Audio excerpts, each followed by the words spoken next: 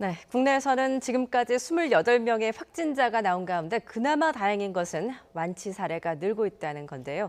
세 번째 환자를 비롯해서 3명이 오늘 퇴원을 하면서 완치자는 7명이 됐습니다. 네, 남은 변수는 오늘 3차 전세계를 통해서 새로 우한에서 입국한 사람들인데 일단 5명이 의심 증상을 보여서 국립중앙의료원으로 이송이 됐습니다.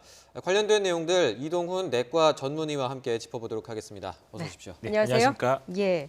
먼저 이제 2차, 3차 감염자 사례까지 나왔던 세 번째 환자를 비롯해서 환자 3명이 오늘 퇴원을 했다고 합니다. 이제 국내 확진자 가운데는 이제 비교적 경증이었고 또 이렇게 완치 사례가 늘고 있다는 점에서는 굉장히 긍정적인 신호로 보이는데요.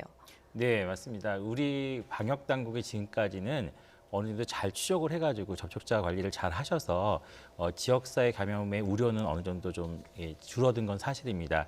특히 긍정적인 사례를 볼 수 있는 것이 환자분들을 굉장히 초기에 발견했습니다. 사건 초기에는 우한 폐렴으로 알려졌죠. 환자분들이 대부분 폐렴이 발생된 다음에 우리가 발견했었는데 지금 한국의 상황 같은 경우는 폐렴이 발견되기 이전에 미리 발견해서 이 질환의 그 특성까지도 어느 정도 우리가 파악을 할 수가 있게 되었는데요. 증상이 경미함에도 불구하고 CT나 정밀 검사를 통해서 폐렴 관련되는 경우도 있었습니다. 그래서 보다 적극적인 치료가 가능했고 그 결과 대부분의 환자분이 비교적 좋은 경과를 보는 것 같습니다. 이것은 중국에서도 비슷하게 관찰되고 있는데요. 우한이라는 특수한 지역을 제외한 다른 지역들은 의료진들이 의심을 하면서 보다 적극적으로 접근해 나간 결과 비교적 초기에 발견되고 치료의 호전도 상당히 높은 그런 결과를 보여주고 있습니다. 그렇게 보면 우리가 방역을 열심히 하면은 이 질환 자체도 어느 정도 조절이 가능할 수 있지 않을까 하는 조심스러운 생각이 듭니다. 예. 그 오늘 세 번째 환자가 치료를 받았던 고향 명지병원에서 이제 그 브리핑 같은 걸 했는데 그 에이즈 치료제로 좀 효과가 있었다 이런 얘기가 있었다고 하더라고요. 그러니까 에이즈 치료제 지금 상황에서 어느 정도는 효과가 있다고 볼 수도 있을까요? 글쎄 아직은 조금 단정하기는 좀 이릅니다. 저희가 그 진료했던 환자분들이 비교적 좋은 예후를 가진 환자들만 선택될 수가 있었거든요. 그래서 조금 더 많은 환자분들이나 다른 나라의 치료 경험도 공유를 해보아야 될 것 같은데요. 네. 사실은 에이즈 치료제가 현대판 연금술에 비슷합니다. 에이즈 치료제를 개발하면서 우리가 다양한 바이러스 치료제들이 개발되기 시작했는데요. 예. 흔히 잘 알고 계시는 독감약으로 알려진 타미플루가 대표적인 사례고요. 예. 그다음 비형 간염 치료제, C형 간염 치료제 이런 것들이 속속 개발되고 있습니다. 예. 마찬가지로 이번에 사용됐던 그 칼레트라라는 에이즈 치료제 역시 그 항바이러스제이기 때문에 이번에 그 코로나 바이러스, 코로나 19에 효과가 있을 것으로 이게 우리가 추정되고 있었고요. 이전에 메르스 때도 동일한 기전으로 효과가 있을 거라고 기대를 했는데 예. 이번에 좋은 결과를 보여줘서 어느 정도 긍정적인 것이라고 할 수 있지만 이 약 자체도 사용할 때 역시 여러 가지 상호작용과 부작용들이 있습니다. 그래서 아마 좀 더 연구가 필요하고 우리가 부작용도 적고 사용하기 편리한 약들을 개발하는 원동력이나 단초가 될 수 있지 않을까 생각은 듭니다. 네. 예, 그렇군요. 자, 이번 이제 확진자마다 이제 완치 시기가 좀 제각각인데 이거는 이제 뭐 개인의 평소 면역력이나 건강 상태하고도 관련이 있는 거겠죠? 그것은 아마 그 단정하기는 좀 어려운데요. 면역력이 좋다고 했을 때 바이러스의 노출량이 적으면은 면역력이 이것을 극복할 수가 있는데요. 예. 경우에 따라서는 이제 바이러스 노출이 심각해지고 오히려 면역이 너무 강할 경우에는 사이토카인 스톰이라 그래가지고 그 교전 현상이 벌어집니다. 우리 몸에서 바이러스하고 면역력이 싸우게 되면서 네. 정상 세포들도 손상을 받게 되는 그런 역효과도 있을 수 있습니다. 그래서 딱 꼬집어서 면역력이 좋다라고 해서 반드시 모든 것이 다 해결된다라고 할 수는 없고요. 가장 중요한 것은 원인 물질인 바이러스에 노출되지 않도록 하는 게 굉장히 중요하고 예. 그다음에 그 환자분들, 의심되는 환자분들이 바이러스를 배출하는 그런 그것을 최소한 줄이는 거. 그래서 기침이라든지 이런 증상이 있으면 꼭 코로나19가 아니더라도 일반적으로 우리가 기침 같은 증상이 있을 때에는 자기가 가지고 있는 바이러스를 줄일 수 있는 그런 행동들을 습관화시키는 게 굉장히 중요합니다. 마스크를 쓴다든지 손 씻기를 열심히 한다든지 이런 생활 습관이 굉장히 중요하다고 생각됩니다. 예. 선생님 그 치료제 얘기가 아까 나와서 이 질문을 좀 먼저 드려보고 싶은데 오늘 그 질병관리본부가 그 치료제 개발을 위해서 바이러스를 뭐 분양한다 이런 표현을 썼거든요. 이걸 이제 뭐 연구기관에 보내서 연구를 치료제를 만들 수 있게끔 한다는 것 같은데 이런 연구기관에 보낼 때 이게 좀 어쨌든 외부로 나가는 거니까 혹시나 뭐 전파될 우려가 없을지 이런 좀 우려가 있고 그리고 앞으로 만약에 연구를 시작하게 되면 치료제는 얼마 정도 있으면 만들어질지 좀 궁금하거든요. 어떻게 보세요? 그래서 일단 그 굉장히 위험한 바이러스이기 때문에 일반적인 실험실에서 이걸 활용하기는 좀 굉장히 어려울 것 같고요. 그래서 생물 안전도 등급이라는 게 그 실험실마다 있습니다. 크게 1단계는 아무런 위험이 없는 단계부터 4단계는 굉장히 위험한 단계까지 나누어지고 있는데요. 보통 1단계는 이제 개방형 실험실을 많이 활용하고 있고요. 네. 2단계부터는 작업법을 활용합니다. 그래서 비교적 경미한 그런 바이러스를 취급하고요.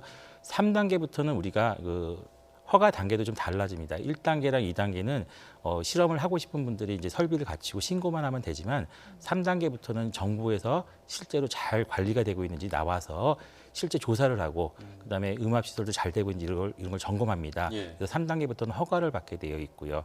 그래서 3단계부터는 작업법도 좀 약간 격리될 수 있는 그런 위험물질로부터 작업법을 읽게 되고 4단계 같은 경우는 우리가 흔히 그 SF 드라마에서 보시는 거의 우주복 수준의 작업법을 읽고 네. 나갈 때도 바이러스에 노출되지 않도록 이제 완벽하게 차단하는 시설을 갖춥니다. 사실 4단계 시설은 거의 드물고요. 전 세계적으로도 몇 개 안 됩니다. 국내도 질병관리본부에서 메르스 사태 이후로 2018년도에 아마 설치를 한 것으로 되어 있고요. 3단계 시설은 한 60개 정도 이제 국내에 있다고 합니다. 아마 이런 엄격한 취급과 관리를 가질 수 있는 그런 기관에서 아마 연구를 진행해야 될 것 같고 이것은 우리나라뿐만 아니라 전 세계적으로 굉장히 경쟁적으로 연구를 하고 있는데 그 치료 의약품이라든지 백신 이런 개발들이 그렇게 쉽지는 않습니다. 특히 백신 같은 경우는 이 RNA 바이러스라서 변종이 좀 일어날 수도 있거든요.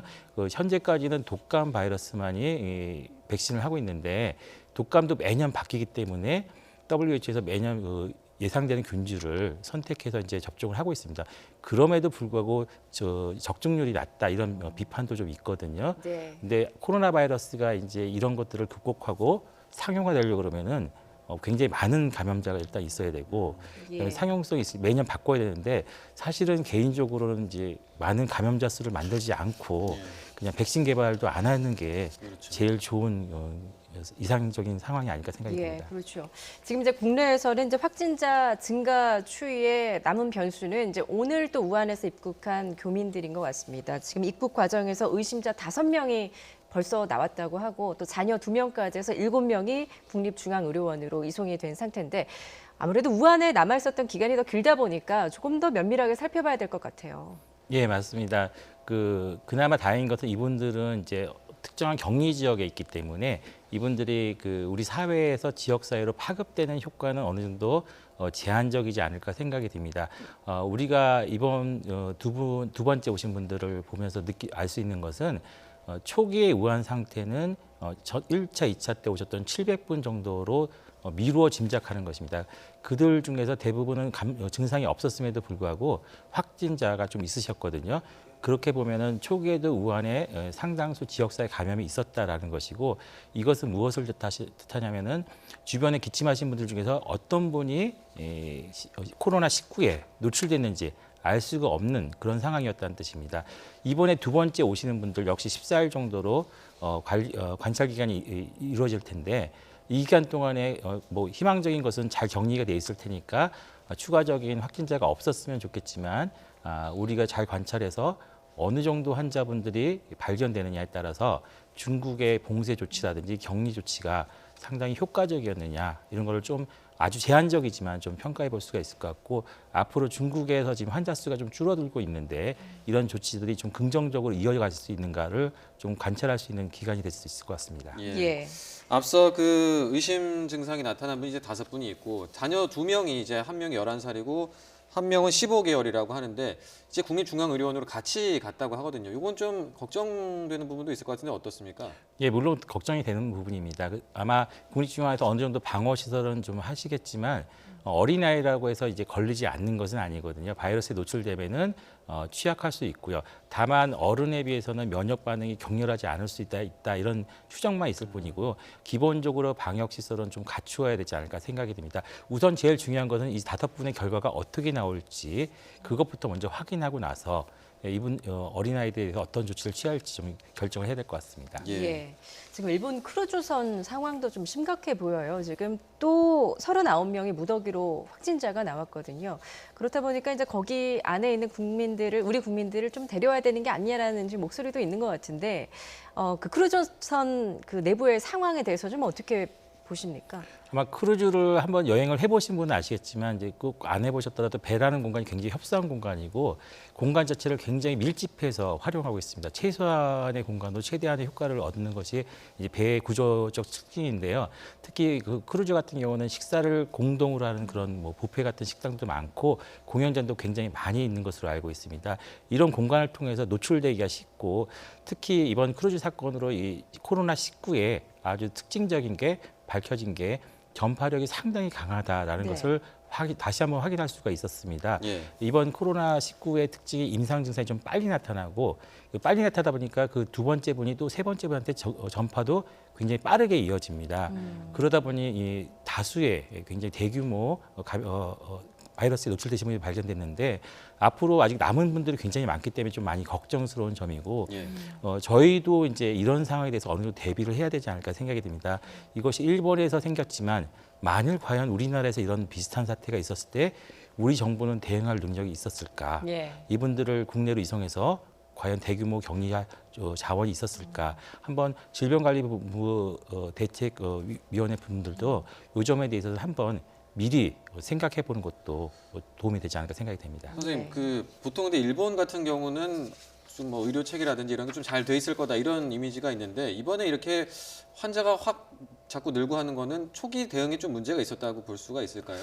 아마 이 3,700명 정도로 알고 있는데 이분들을 대규모로 어떻게 수송할 자원이 많지가 않기 때문에 아마 집단 격리 개념으로 이제 크루즈선에 격리를 한 것 같습니다. 근데 문제는 크루즈 자체가 격리가 그 가족 간의 격리가 되다 보니 감염의 위험성도 높고 아마 지원적인 측면은 조금 아쉬운 점이 많이 있는 것 같습니다. 예. 알겠습니다.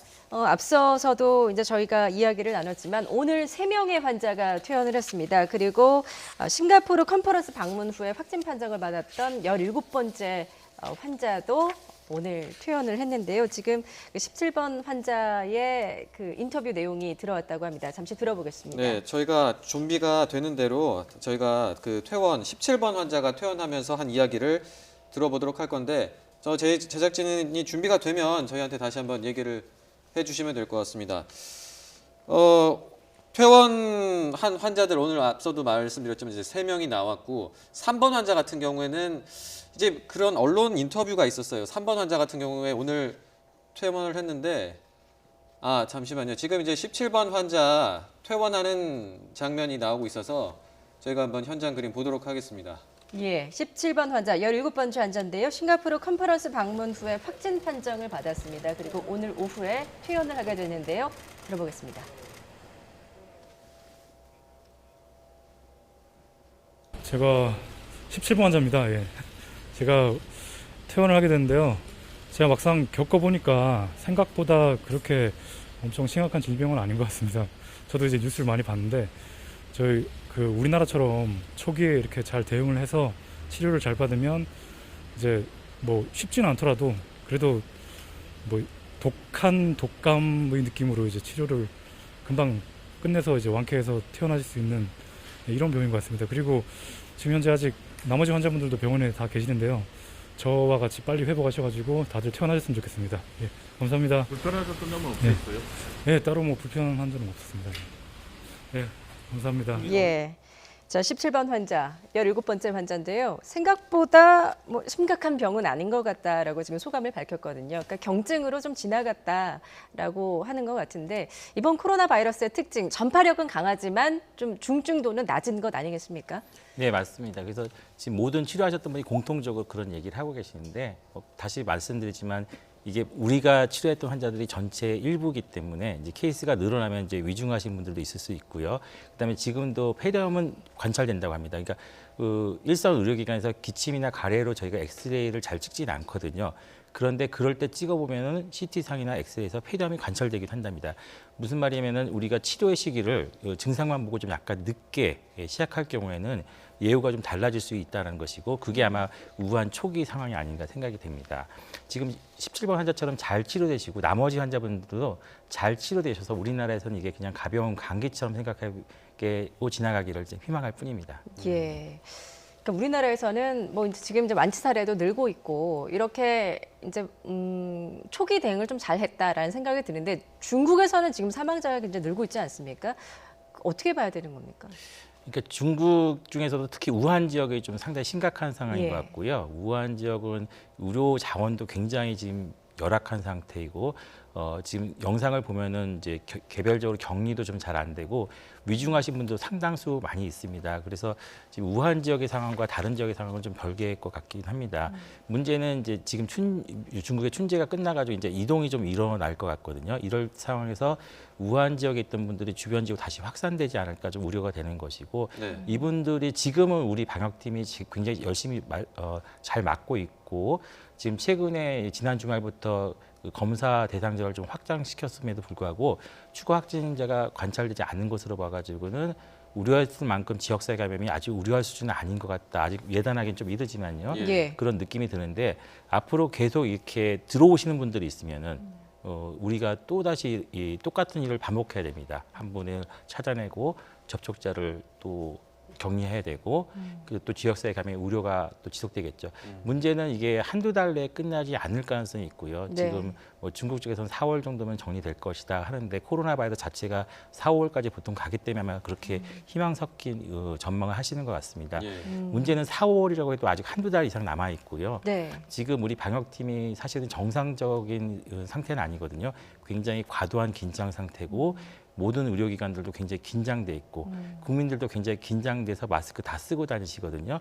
이 상황을 두 달 동안 지속하는 거는 좀 약간 좀 과도한 측면이 있기 때문에 우리가 이제는 장기전으로 전환시켜야 될 측면이 아닐까 생각이 듭니다. 예. 그래서 앞으로 이제 한두 달 내에 끝나지 않을 한 두 달 이상 갈 장기전을 생각하면서 지금 한 방역팀도 지쳐 있을 테니까 교체해 줘야 되거든요. 네. 그 인력도 교대해 줘야 되고 그다음에 지원도 많이 해 줘야 되고 의료기관들은 또 환자 진료도 해야 됩니다. 그러면 이제 방역을 또 보건소 같은 데서 또 좀 이관시킬 필요도 있습니다. 그래서 보건소는 방역을 좀 강화시키고 이런 식으로 좀 장기전에 대비하는 그런 준비를 좀 해야 되지 않을까 생각이 됩니다. 네.